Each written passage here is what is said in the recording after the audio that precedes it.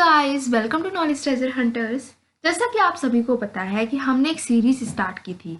जी हाँ, सीरीज थी हमारी इन्वायरमेंट की, जिसमें हम शंकर आईएएस को कंप्लीट कर रहे थे। गाइस, हमने चैप्टर 1 एंड 2 ऑलरेडी कंप्लीट कर लिया है एंड चैप्टर 3 आज हमारा कंप्लीट हो जाएगा। तो फिर चैप्टर 3 कंप्लीट हो जाएगा। इतना सब कुछ पढ़ लिया है। आज करना क्या है मैम? करना ये है कि हमारा जो लास्ट टॉपिक बचा था चैप्टर 3 का, उसको आज हम खत्म करेंगे। टॉपिक क्या था? टॉपिक था डेजर्टिफिकेशन। तो चलो, बहुत बोर कर लिया मैम ने आपको, अब करते हैं इसको शुरू। ठीक है, पढ़ते हैं डेजर्टिफिकेशन को। गाइस, डेजर्टिफिकेशन आखिर होता क्या है? It is the destruction of biological potential of the land which can ultimately lead to desert-like conditions। मतलब क्या है? जो बायोलॉजिकल पोटेंशियल है किसी लैंड का, मतलब किसी लैंड पर आपकी कितनी प्रोडक्टिविटी हो सकती है, वहाँ पर कितने जानवर रह सकते थे, कितने सारे आपकी प्लांट्स ग्रो हो सकते थे, आप वहाँ पर खेती कर सकते थे, वहाँ पर फॉरेस्ट हो सकता था। वो जो उसकी कैपेसिटी थी, वो कैपेसिटी धीरे धीरे खत्म होती जा रही है। और जो वो कैपेसिटी खत्म हो रही है, उसी प्रोसेस को हम बोल रहे हैं डेजर्टिफिकेशन। मतलब क्या है? ऐसा नहीं कि डेजर्ट बनते चले आ रहे हैं तब हम बोले डेजर्टिफिकेशन, नहीं। डेजर्टिफिकेशन में क्या हो रहा है? जो लैंड है आपकी, उसकी जो आपकी पोटेंशियल है, जो उसकी कैपेसिटी है प्रोडक्शन की, उसमें आपके एनिमल्स, लिविंग थिंग है, जो भी लिविंग थिंग्स है, चाहे वो प्लांट्स हो, एनिमल्स हो, जितना वो सपोर्ट कर सकता था, वो कैपेसिटी कम होती जाएगी, डेजर्ट लाइक कंडीशंस होती जाएंगी। उसको बोलेंगे हम क्या? Desertification. In arid and semi arid regions the restoration of the fragile ecosystem is very slow and issues like deforestation, mining enhances the desertification. Arid और सेमी एरिड रीजन्स। एरिड और semi arid regions कौन से होते हैं? ऐसे reason जहाँ पर बहुत गर्मी है, ठीक है, जहाँ पर बारिश ज़्यादा नहीं होती है, सूखा ज़्यादा रहता है, उस एरियाज में क्या हो रहा है? डेजर्टिफिकेशन और ज़्यादा हो रहा है। क्यों हो रहा है? क्योंकि वहाँ पर आपका जो इकोसिस्टम एक बार खराब हो गया ना, उसकी अगर पोटेंशियल लो, अगर खत्म होती चली गई, पोटेंशियल लो होती चली गई, तो क्या होता जाएगा? वो पोटेंशियल वो फिर से रीगेन नहीं कर पाते हैं। अगर मान लो कोई आपकी ज़मीन है, वो उसकी फर्टिलिटी खत्म हो गई या फिर कम होती जा रही है, तो अगर प्लेन एरिया है या फिर हमारा कोई ऐसा एरिया जहाँ पर क्रॉप ज़्यादा होती थी, ठीक है, या फिर आपके प्लेट्यू में चले जाओ, आपके जो पेनिनसुलर इंडिया में चले जाओ, ठीक है, ऐसे एरिया जहाँ पर बारिश वारिश हो रही है, ठीक है, ऐसा कोई भी एरिया मान लो, ठीक है, तो जहाँ बारिश हो रही है वहाँ पर अगर कोई आपकी लैंड थोड़ी खराब भी हो गई, तो बारिश क्या करती है? उसको फिर से ठीक कर देती है, तो उसका रिवाइवल हो जाता है। लेकिन ऐसे एरियाज जहाँ पर वही बारिश नहीं हो रही है, एरिड एरियाज हैं, तो वहाँ पर क्या होता है कि अगर एक बार फर्टिलिटी वहाँ की लूज हो गई, तो वो फर्टिलिटी फिर से रिगेन हो नहीं पाएगी। इसीलिए यहाँ पर क्या होता है? रिस्टोरेशन जो है काफ़ी स्लो होता है। और इसके साथ साथ क्या होता है भाई? और भी कुछ चीज़ें तड़का मार देती हैं। अब वो तड़का क्या लगता है? डिफॉरेस्टेशन का भाई, माइनिंग का। मतलब क्या है? एक तो वैसे ही बेचारी जमीन मर रही है, ठीक है, उसकी फर्टिलिटी, प्रोडक्टिविटी सब कम होती जा रही है। ऊपर से आपने क्या किया? आपने और तड़का मार दिया किस चीज का? डिफॉरेस्टेशन का। जितने प्लांट हैं वो भी, जितने ट्रीज हैं उनको भी मत रखो, नए तो उग नहीं रहे हैं, बेचारे रहे बचे थे उनको भी खत्म करने लगते हैं, ठीक है, तो और क्या होगा? और डिग्रेड हो जाएगा। ओके, फिर क्या है? Desertification is a main problem faced by desert adjoining areas which stretches across parts of Rajasthan, Gujarat, Punjab and Haryana. Even आप वेस्टर्न यूपी को भी इंक्लूड कर सकते हो। मतलब क्या? जो डेजर्ट से सटे हुए एरियाज हैं, जैसे कि आपके राजस्थान हो गया, ठीक है, राजस्थान तो सटा हुआ क्या, वो तो बेचारा है ही, डेजर्ट ही समझ लो। फिर गुजरात, ठीक है, पंजाब, हरियाणा, ये सारे क्या है? राजस्थान से चिपके हुए एरियाज हैं। आपके जो थार डेजर्ट है उससे चिपके हुए एरियाज हैं। तो क्या होता है? ये सबसे ज़्यादा फेस करते हैं इस प्रॉब्लम को, क्योंकि वो डेजर्ट इनकी तरफ और बढ़ता जाता है। क्योंकि अब मान लो एक एरिया ऐसा है जहाँ पर बारिश नहीं हो रही, तो उसका पड़ोसी जो एरिया है, ऐसा तो नहीं होगा ना कि वहाँ पर बहुत बारिश होगी भाई। ऐसा ही तो होता है, ग्रेजुअली इंक्रीज होती है कोई चीज़, ग्रेजुअली डिक्रीज होती है। तो क्या है? पड़ोसी जो है, इनके डेजर्ट के पड़ोसी हैं, उनमें भी बारिश होगी कम ही, ठीक है। अब वो कम होगी, धीरे धीरे और कम होती जाती है, तो क्या होता है? डेजर्टिफिकेशन आपका बढ़ता जाता है। डेजर्टिफिकेशन आपने बता दिया, हमने सुन लिया भाई डेजर्टिफिकेशन कैसा होता है, क्या होता है, बारिश नहीं होती है, मिट्टी की फर्टिलिटी लूज हो जाती है, ये सब तो सुन लिया भाई। लेकिन असली में होता कैसे, हमने तो कभी डेजर्टिफिकेशन देखा नहीं है।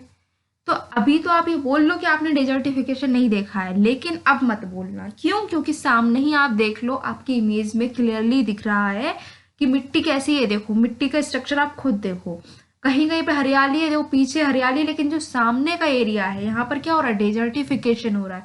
यहाँ पर आपको दिख रहा है कोई प्लांट, यहाँ पर तो जो ग्रासेस है वो भी नहीं है, ठीक है। मिट्टी जो बिल्कुल फट गई है ऐसा लग रहा है, ठीक है। तो ये क्या हो रहा है, ये मिट्टी जो है अपनी फर्टिलिटी को लूज कर रही है, डेजर्टिफिकेशन हो रहा है ऐसे धीरे धीरे। और पीछे भी ऐसी मिट्टी होती चली जाएगी, जितनी जो हरियाली थोड़ी बहुत पीछे दिख रही है वो भी सब गायब होती चली जाएगी। तो ये क्या हो रहा है, यही हो रहा है आपका desertification.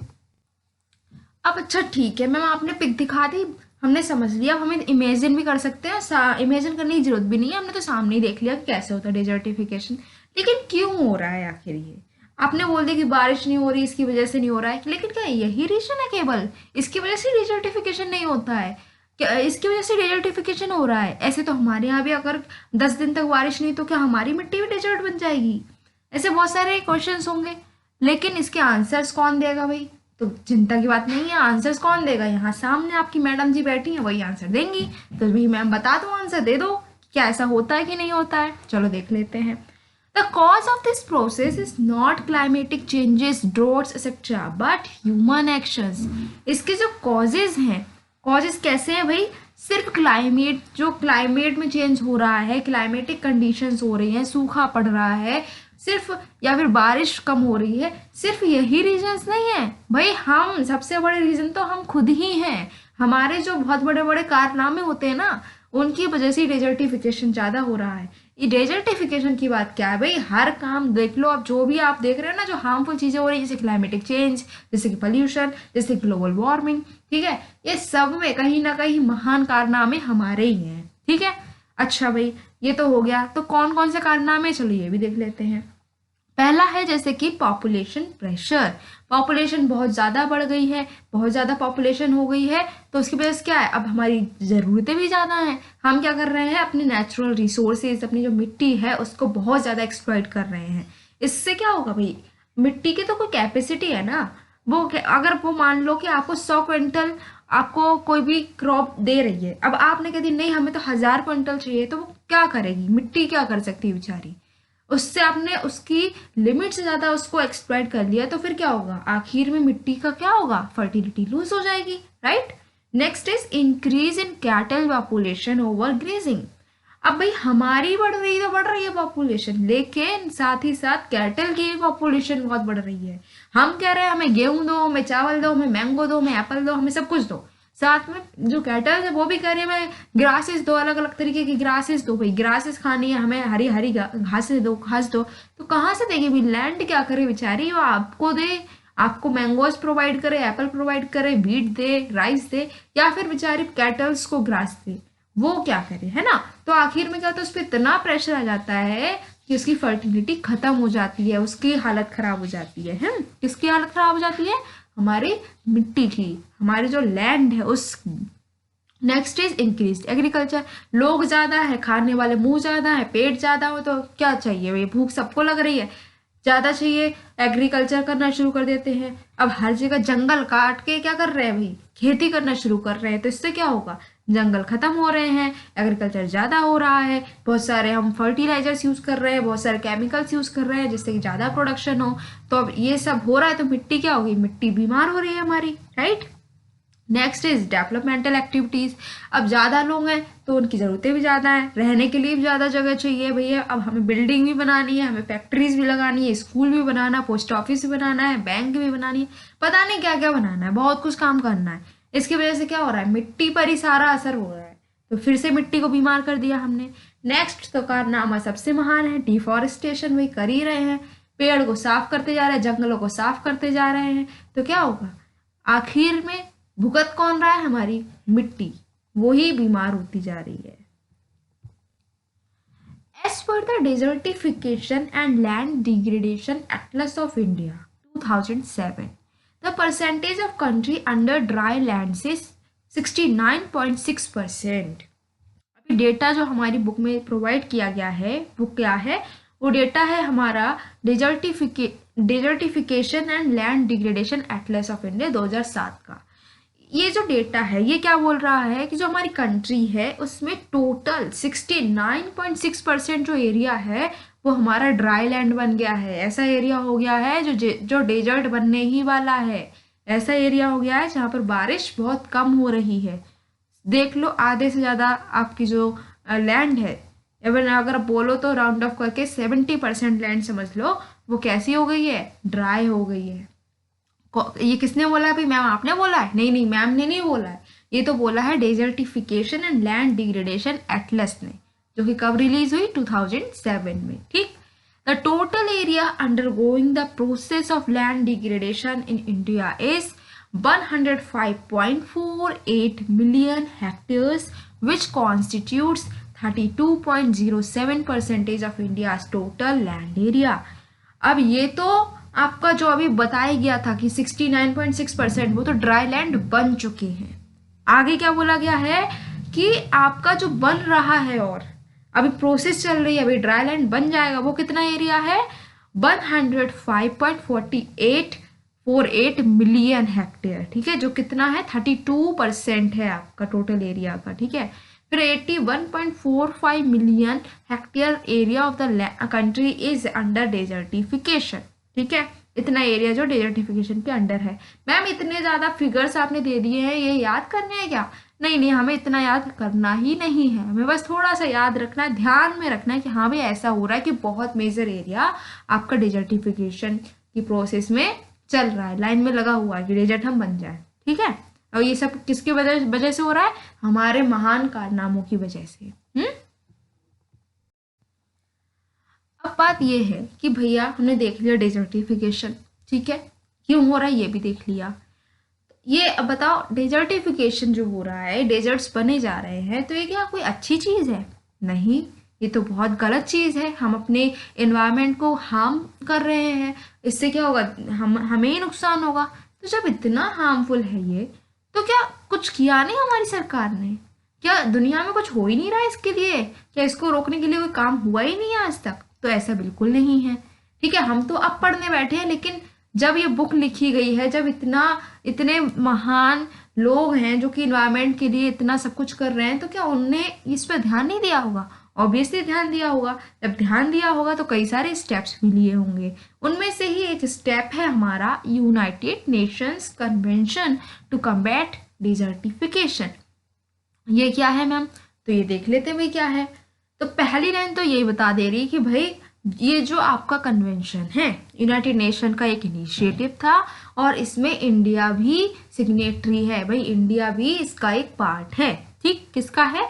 United Nations convention to combat desertification. तो अगर कहीं क्वेश्चन आ जाए कि भाई United Nations convention to combat desertification की इंडिया सिग्नेटरी है कि नहीं है, तो आंसर क्या है कि इंडिया, ऑब्वियस सी बात है, इंडिया सिग्नेटरी इसकी है।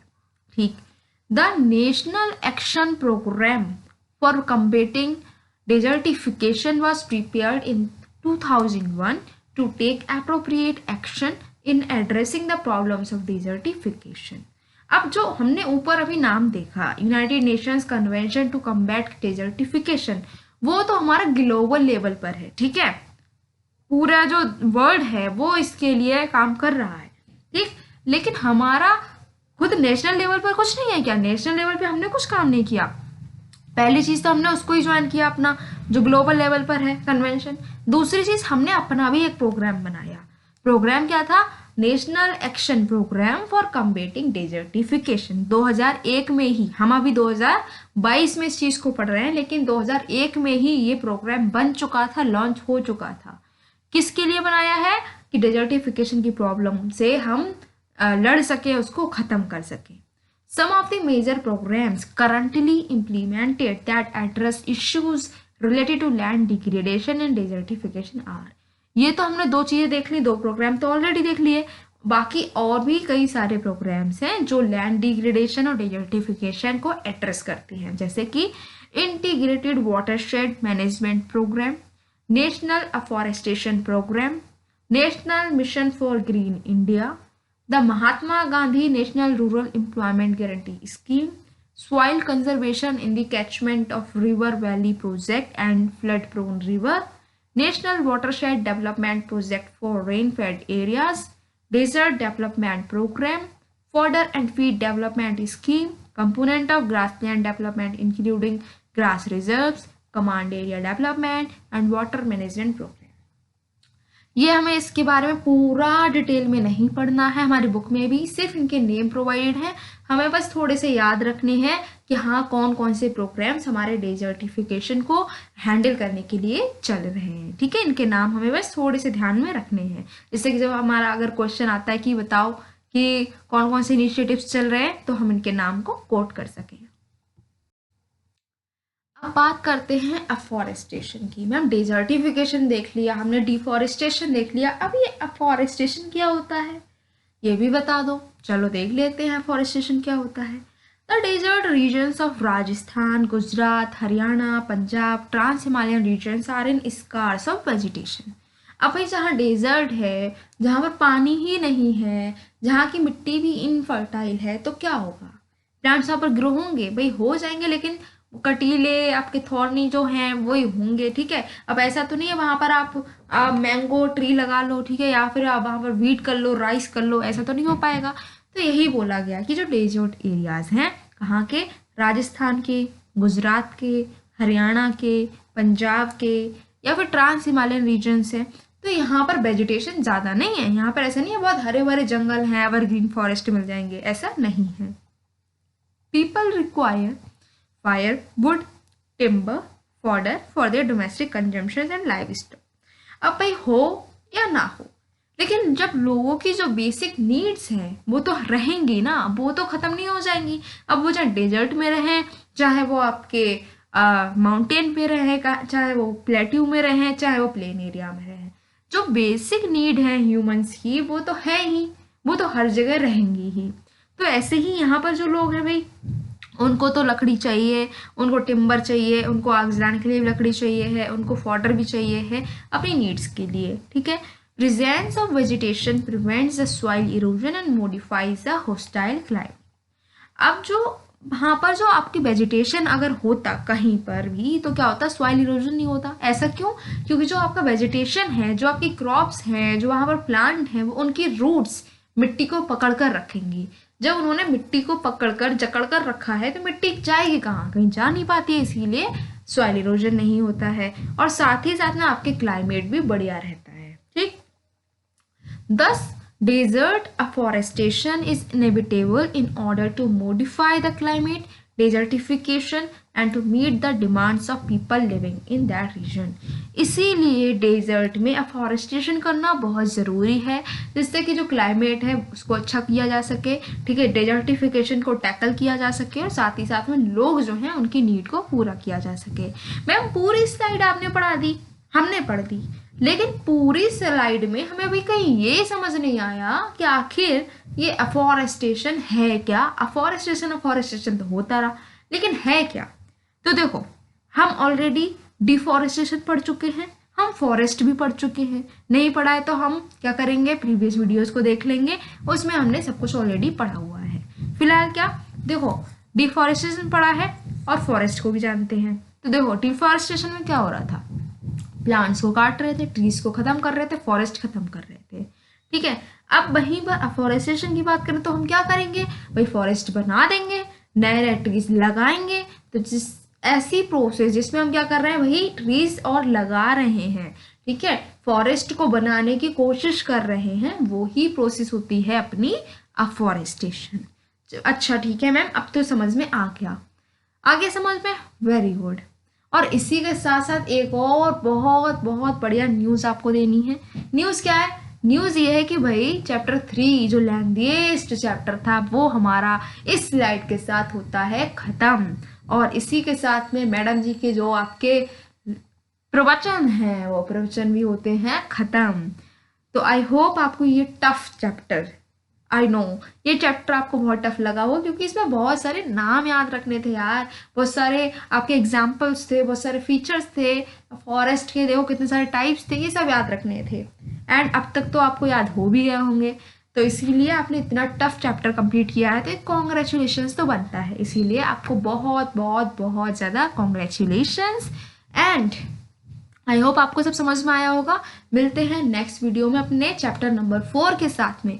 लेकिन उससे पहले अगर आपको ये सब कुछ अच्छे से समझ में आया है तो आपको क्या करना है, लाइक करना है, शेयर करना है, सब्सक्राइब करना है, जिससे कि जब आपको 4 चैप्टर का जो मैं वीडियो अपलोड करूं, आपको प्रोवाइड करूं, तो आपको बार बार नॉलेज, ट्रेजर, हंटर्स इतना बड़ा लिखना ना पड़े। जैसे अपलोड हो आपके पास नोटिफिकेशन मिल जाए और आप तुरंत से उसको देखकर और स्मार्ट बन जाए। चलिए फिर मिलते हैं नेक्स्ट वीडियो में। Till then keep your knowledge treasure hunting on.